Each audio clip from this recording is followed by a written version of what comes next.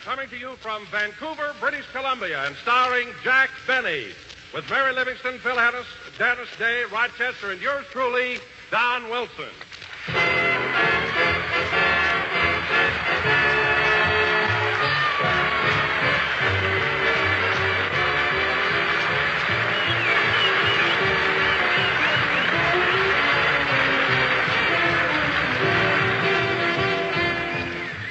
Well, folks, I just thought up a wonderful slogan for Grape Nuts Flakes. If Grape Nuts Flakes are a cereal, give me a second installment. Oh, well, maybe it is sort of corny, but there's no doubt about it. Anybody will enjoy a second installment of Grape Nuts Flakes. That crisp, toasty brown texture, that malty, rich, sweet as a nut flavor make Grape Nuts Flakes really distinctive. And they're a whole grain cereal, chock full of all-around whole grain nourishment. And the nutrition experts agree that breakfast should include a cereal with whole grain food values. So make that cereal Grape Nuts Flakes and do your family a favor all around. Remember, eat a good breakfast, do a better job. Feature tempting, toasty brown Grape Nuts Flakes and buy them in the big new 12-ounce economy size package.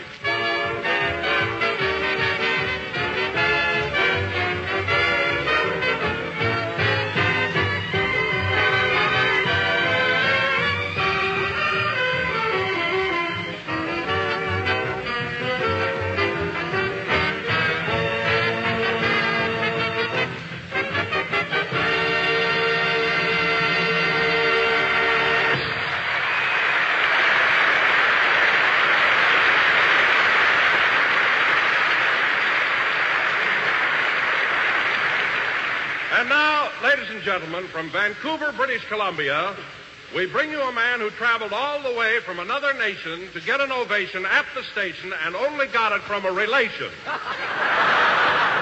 And here he is, Jack Benny.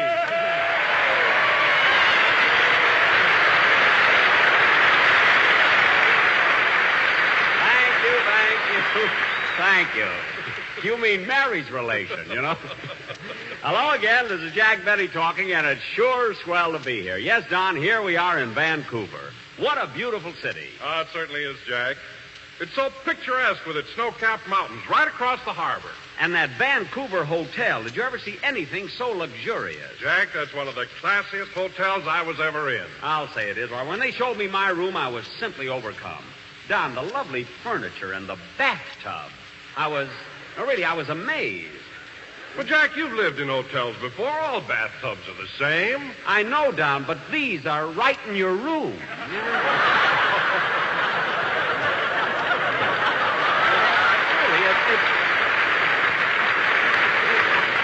Really, it's very convenient, but you don't meet so many people that way, you know? 3 times I walked out of my room with a towel over my shoulder. No kidding. Another thing, Jack, have you noticed how polite the people are here in Canada? Polite? Yes, Don, I have. Why, I even saw a war poster up here that said, "Please guard your speech, lest unknowingly you divulge vital information regarding military operations." Well, that's nothing, Don. We have the same thing in Los Angeles, only it's a little more condensed. It just says, "Shut up."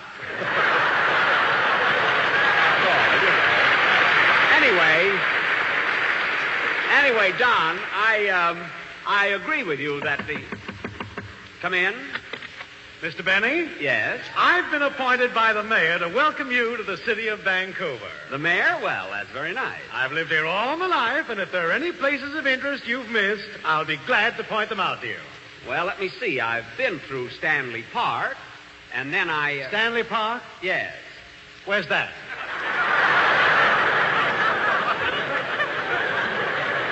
Why,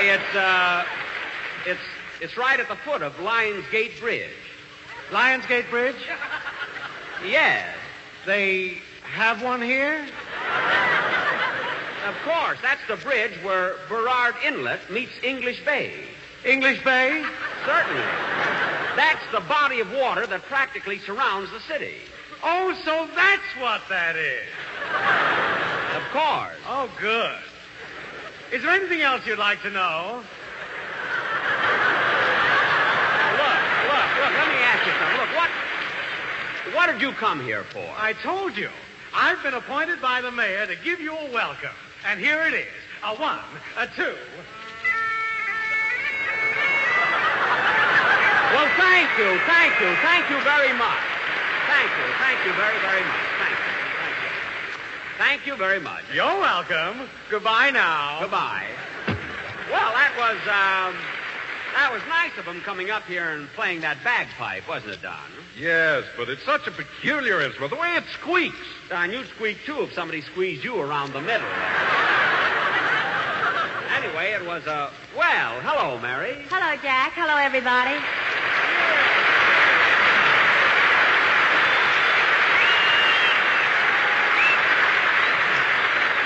Well, Mary, how does it feel coming back to Vancouver, your old hometown? Oh, it certainly is thrilling, Jack. As soon as we got here, I went down to Nelson Street. That's where I used to live, you know. Yeah, you told me. Then I visited King George High School. That's where I graduated from. Brought back memories, huh? It sure did. Just think, Jack, right here in Vancouver, I spent my girlhood days. Gee, Vancouver, 1928. Yeah.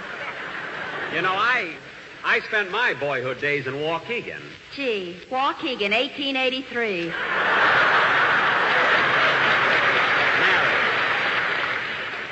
Mary, don't be so smart. In 1883, there were Indians in Waukegan. Anyway, Mary, I'll say one thing. When you lived here in Vancouver, you lived in a great city. In fact, when I arrived, I drank a toast to it. Water, of course. Why water, Jack? Well, Don, you see, in British Columbia, they have a ruling that visitors must wait 5 days before they're eligible to purchase any spiritus fermenti. Spiritus fermenti? Yes, that's the stuff that comes in pints, quarts, and W.C. Fields. You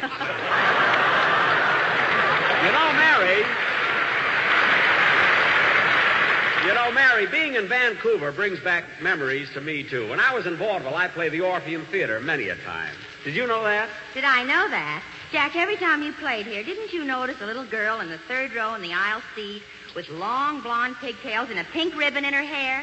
Well, I'll be darned. Was that you? No, that was my mother. Now, cut that out. You know, Mary, just because this is your hometown, you don't have to... Hiya, Jackson. Okay, Vancouver, you've waited long enough. Here I am. Yes, yes.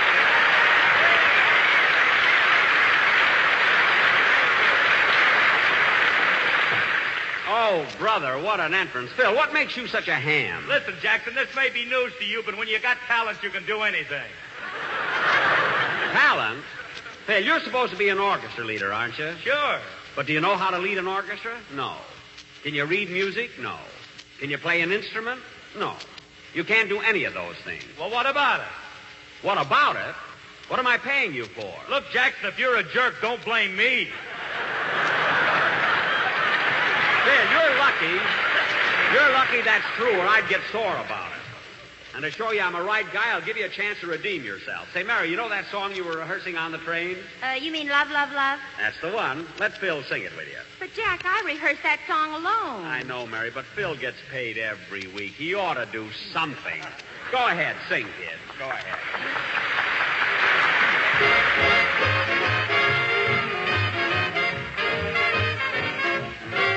Imagine you imagining that you love me.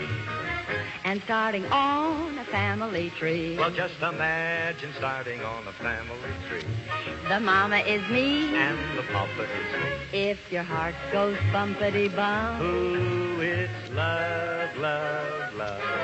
If your throat comes up with a lump. Then it's love, love, love.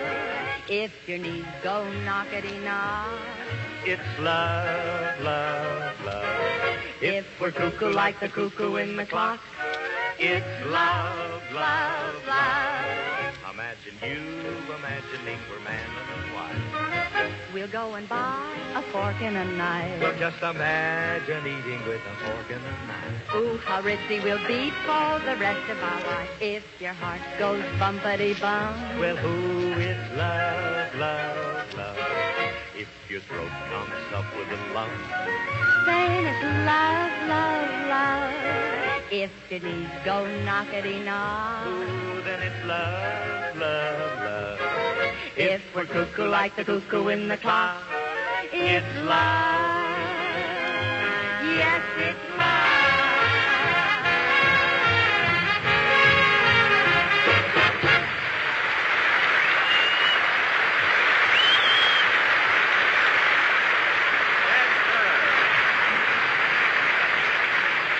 That was Love, Love, Love, sung by Mary, Mary, Mary, and Phil, Phil, Phil. Thanks.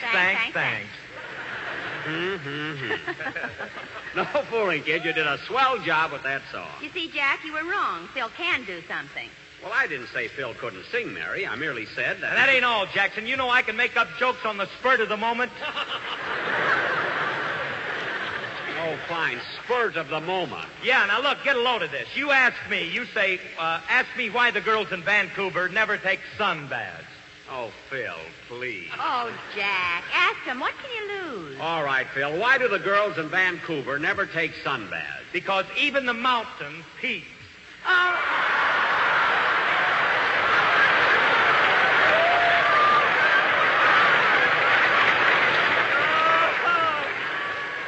Harris, you are sharp, and your 5 days ain't even up yet.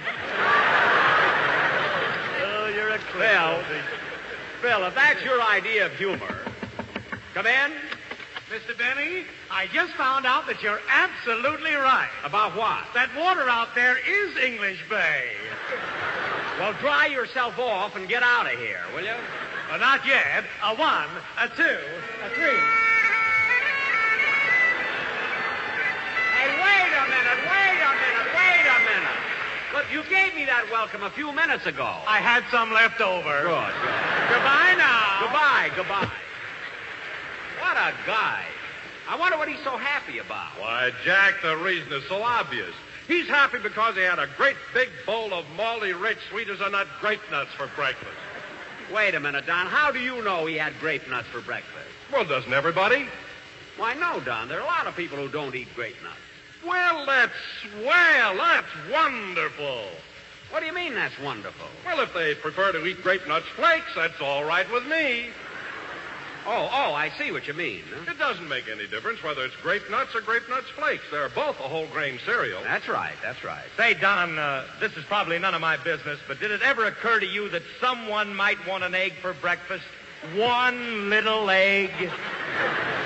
Why, certainly, Phil. It's perfectly all right to have an egg as long as you have your grape nuts or grape nuts flakes first. Because if you eat a good breakfast, you'll do a better job. That's right, Don. You see, Phil, what Don means is that if you have your grape nuts first, you'll have enough strength to break the egg, you know? And that closes the subject for today with milk and sugar. And now, folks, come in. What is it, miss? I'd like to see Mary Livingston. Will you please tell her that I... Well, Ruby! Well, as I live and breathe, Mary! Imagine seeing you after all these years. I'm certainly glad you looked me up because you're the one girlfriend I wanted to see and talk over old times. You know the days when we used to go to school together and go on a picnic and see the movies and go out with Sally. Gee, we used to have fun. I really think they were wonderful. Don't you remember the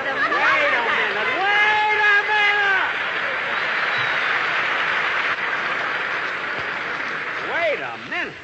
Good old Ruby. Good old Mary. If it turns out they don't even know each other, I'm quitting radio. I mean it. Jack, I want you to meet my old school chum, Ruby Wagner. Ruby, this is Jack Benny. Pleased to meet you. Any friend of Mary's is a friend of mine. Thank you. Gee, Mary, you haven't written to me in over 10 years. Tell me, are you still going around with that old broken-down fiddle player?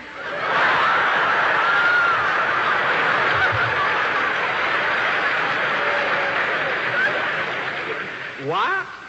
Ruby, quiet. This is the broken down. Jack is the fellow I wrote you about. I work for him now. Gee, Mary, am I glad you stopped me.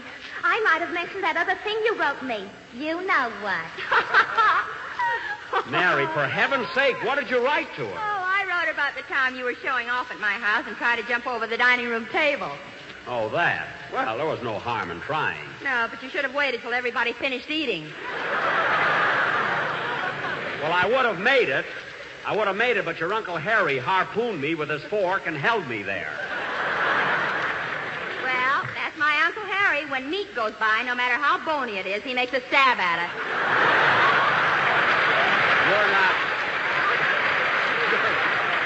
You're not kidding. Say, Ruby, Yeah, Mary? why don't you sit down and wait till the show's over, and you and I'll talk about our school days. Okay. Weren't we dumb? Well, we'll talk about that later. Yes, Ruby.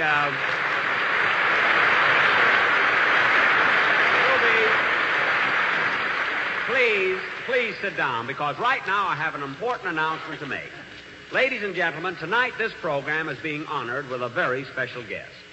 It is my pleasure to present to you the mayor of Vancouver, His Worship J.W. Cornett.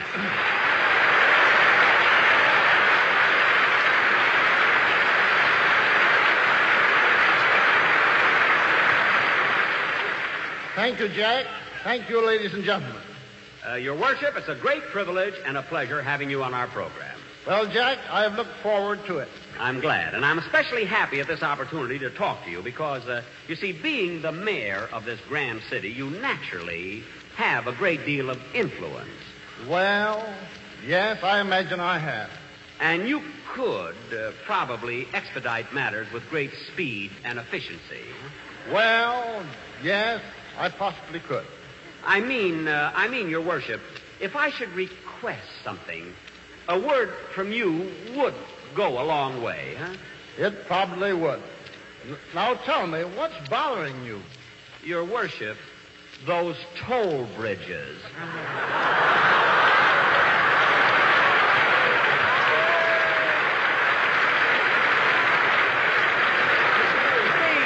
You see, I've heard so much about Grouse Mountain Chalet on the other side of the bridge, and I'd like to see it just once without my telescope, you know?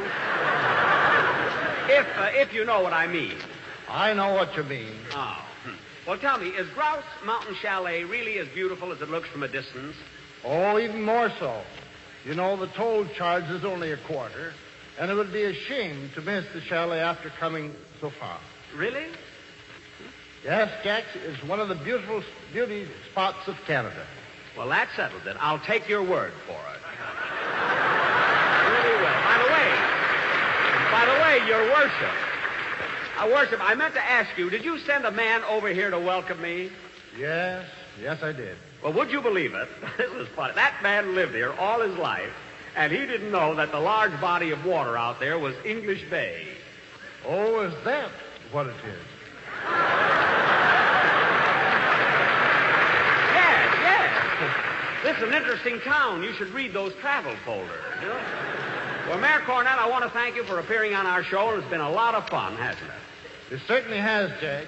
And on behalf of my fellow Canadians, I want to thank you for coming here and playing such a fine part in our 6th victory loan. You're very welcome.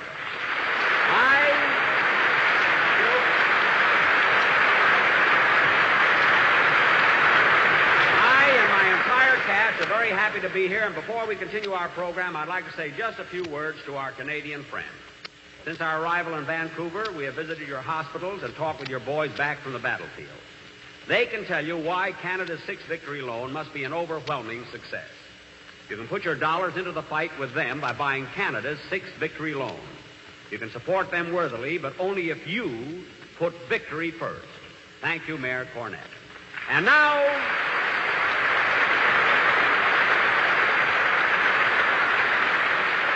now, ladies and gentlemen, Dennis Day will sing Amour.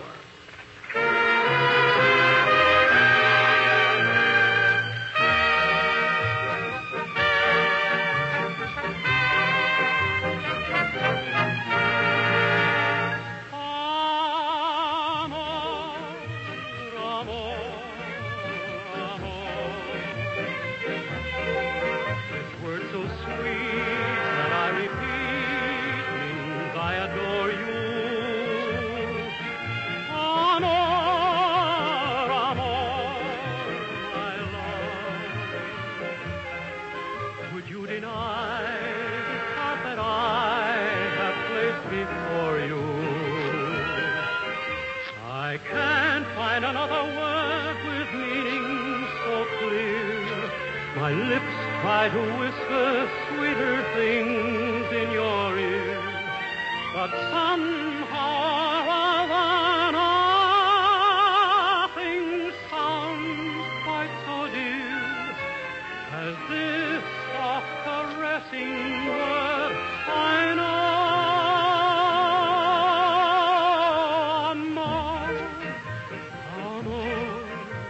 My love, when you're away, there is no day, and nights are lonely.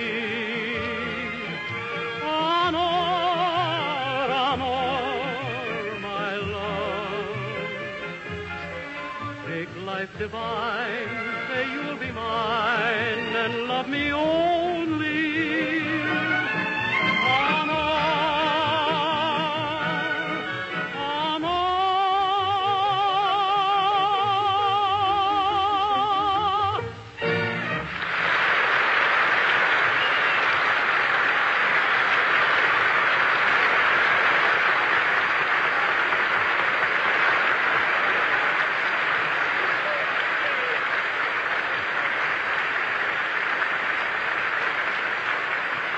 That was Amour, sung by Dennis Day. And ladies and gentlemen, this is Dennis's last appearance on our program.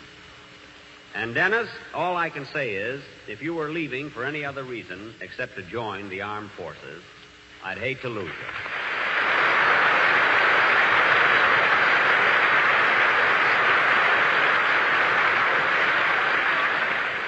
But as soon as this war is over, I hope you'll be back with us again. I sure will, Mr. Benny, and I'll be looking forward to it. So will we. You know, Mr. Benny, when I'm in the Navy, I hope people won't think I'm as dumb as I act on this program. Oh, I'm sure they won't, Dennis. Well, I'm glad, because when I enlisted, I took an intelligence test, and I got a mark of 158. 158? Sure, here's the card. And it also says that I have a great powers of leadership and will be a great success. Dennis, because... this is your weight and fortune.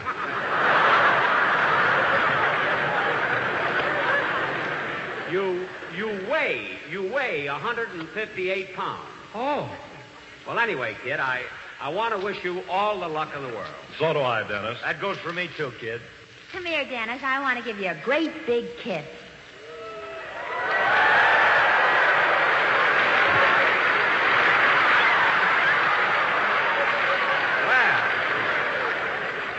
Well, how was that, Dennis?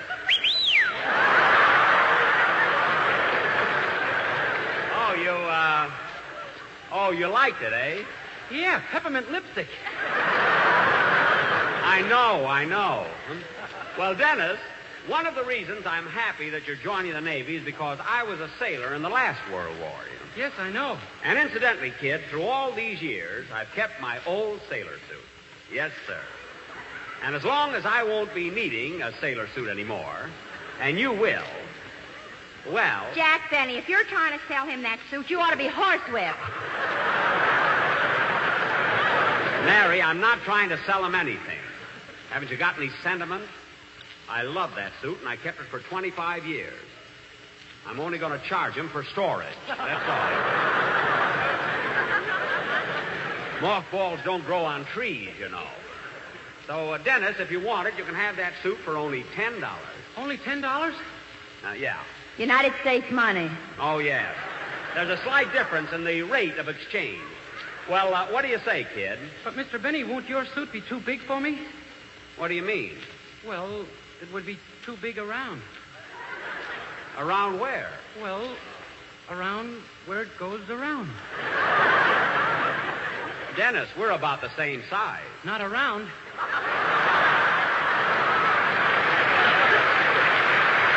Oh, that's right. Hey, Jackson, look, why don't you be big-hearted? Now, the kid's been with you for 5 years. He's going in the Navy, and you have no use for that sailor suit anymore. Why don't you give it to him? You're right, Phil. Okay, Dennis, you can have my old sailor suit. Gee, thanks, Mr. Benny. And in that case, you can have all my civilian suits. Well, thanks, kid. All you have to do is keep up the payments. Dennis, how can you be so mercenary? Where in the world do you pick up ideas like that? You know, you should. I'll take it. Hello? Hello, boss. It's Rochester.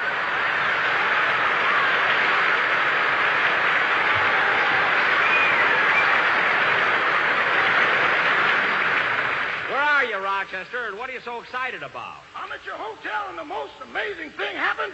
I changed a $10 bill, and they gave me $11 for it. Why, of course. That's the rate of exchange up here in Canada. My. How long's this been going on? For years. Why? Sounds like something you might have started.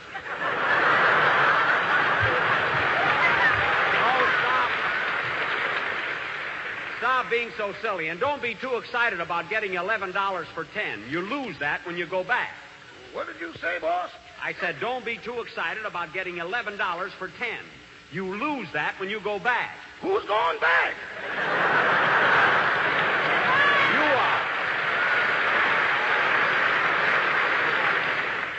are. We are, and we're leaving Tuesday morning. You mean we're departing from this monetary paradise? Certainly, we got to get back. We have a lot of things to do besides Rochester. Money isn't that important. Boss, you talk like a man whose 5 days are already up. Never mind. Just be sure you have everything packed. We're catching the boat on Tuesday morning. Oh, no, boss, not a boat. Last time we were on a boat, I got so sick I turned green.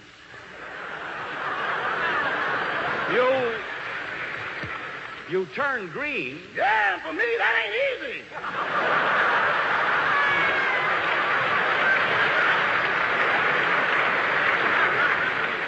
Look, Rochester, there's nothing to worry about. This will be a nice, smooth trip. I'll see you after the show. Goodbye. Goodbye. Oh, say, boss. What now? Can I speak to Mr. Dennis?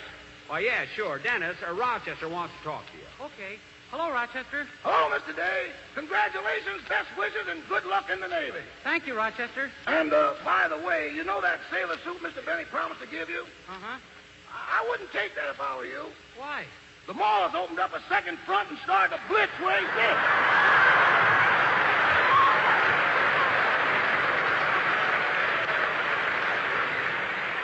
Well, thanks for telling me, Rochester. Goodbye. Goodbye and good luck. Mr. Benny, Rochester just wished me good luck. What'd you say, Rochester? What'd you say, Dennis? I said Rochester just wished me good luck. Well, we all do, kid. Jack, I can never thank you and Mary for all you've done for me and for the 5 most wonderful years of my life. I want to thank the gang, Phil, Don, Rochester, and everyone connected with the program, and all the listeners who've been so nice to me during these 5 years. Well, just hurry back, kid. That's all we want.